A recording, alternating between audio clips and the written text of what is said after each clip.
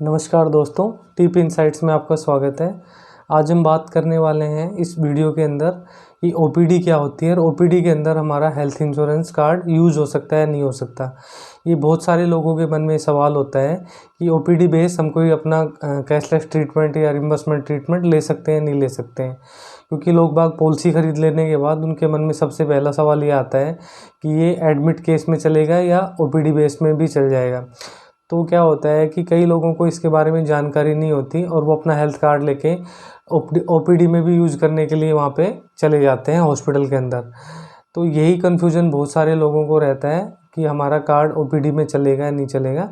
तो वही सारा कन्फ्यूज़न इस वीडियो के अंदर आज क्लियर करने वाले हैं। तो चलिए वीडियो को शुरू करते हैं।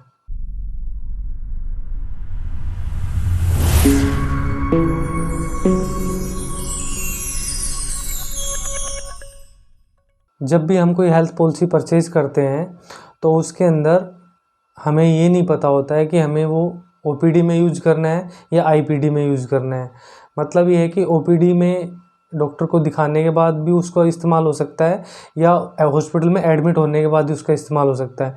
ये चीज़ ना तो हमें एजेंट बताते हैं, ना ये हमें इंश्योरेंस कंपनी बताती है, ना ऑनलाइन पोर्टल जिससे हम खरीदते हैं वो लोग बताते हैं। पॉलिसी की टर्म्स में तो लिखा होता है बट वर्बली कोई नहीं बताता है। तो बहुत सारे लोगों को कन्फ्यूज़न रहता है। कई लोग सोचते हैं कि जैसे हमने हेल्थ पॉलिसी खरीदी तो हमारा कार्ड हम किसी भी टाइप में मतलब उसको यूज़ कर सकते हैं। ओपीडी में भी कर सकते हैं, आईपीडी में भी कर सकते हैं। लेकिन इस वीडियो में ओपीडी के बारे में बात करने वाला हूँ। ओपीडी का मतलब होता है आउट पेशेंट डिपार्टमेंट।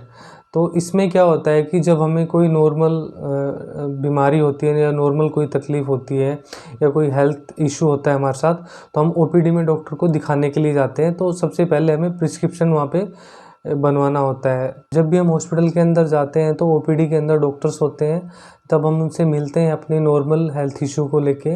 तो हम उनसे सिर्फ इतना ही ट्रीटमेंट लेते हैं ओपीडी के अंदर कि हम 1 दिन 2 दिन या 3 दिन की दवाइयाँ लेके अपने घर चले जाते हैं।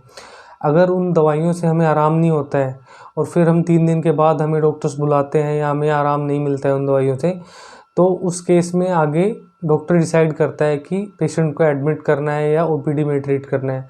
तो ओपीडी में जो ट्रीटमेंट देते हैं उसमें तो वो 1 घंटा 2 घंटे ज़्यादा से ज़्यादा इतना ही रखते हैं वो लोग।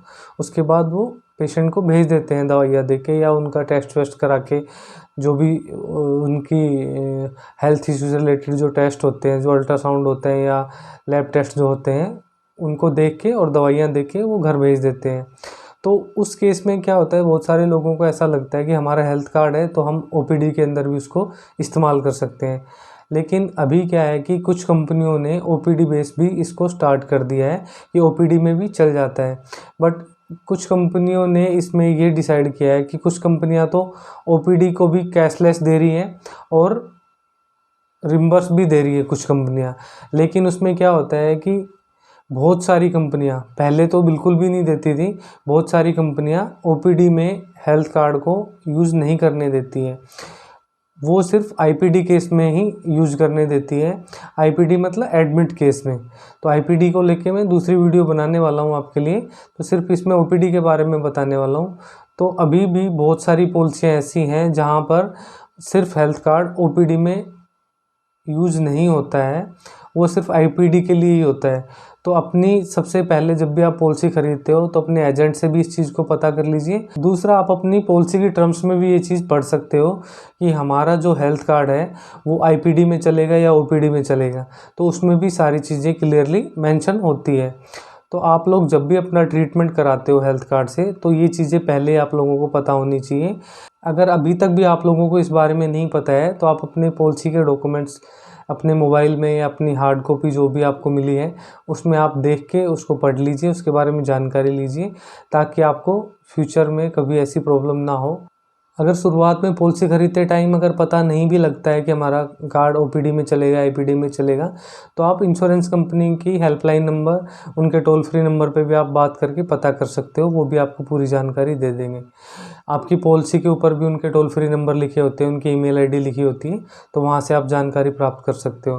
लेकिन इसके बारे में आपको नॉलेज होना, जानकारी होना बहुत ज़रूरी है। क्योंकि जब भी हम कोई हेल्थ इशू होता है तो उस टाइम हम ये डिसाइड नहीं कर पाते कि हमारा हेल्थ कार्ड चलेगा नहीं चलेगा। हमें तो ऐसा लगता है कि हमारा हेल्थ कार्ड चल जाएगा और हम उसी बेस पे हॉस्पिटल में चले जाते हैं ट्रीटमेंट कराने के लिए। तो इस चीज़ का हमें पहले से ही पता होना चाहिए।